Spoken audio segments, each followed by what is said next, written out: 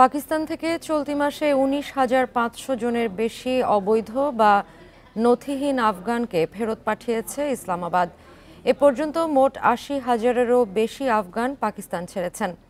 Bundle থাকলে প্রতি সেনমানিতে টাকা বাঁচবে। বিকাশ সেনমানি বান্ডেল কিনে জিতুন প্রতি লেনদেনে। অবৈধ আফগানদের পাকিস্তান ছাড়ার জন্য ৩০ এপ্রিল পর্যন্ত সময়সীমা বেঁধে দেওয়া হয়েছিল। সম্প্রতি অনথিভুক্ত আফগান এবং যাদের সাময়িক থাকার অনুমতি ছিল তাদের দেশে ফেরত পাঠানোর প্রক্রিয়া জোরদার করেছে পাকিস্তান সরকার।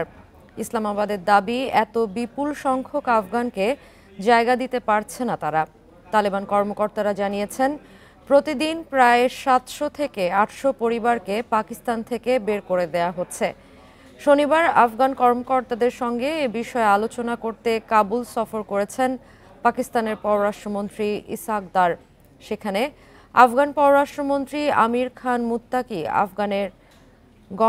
আফগানদের গণহারে ফেরত পাঠানো নিয়ে গভীর উদ্বেগ প্রকাশ করেছেন।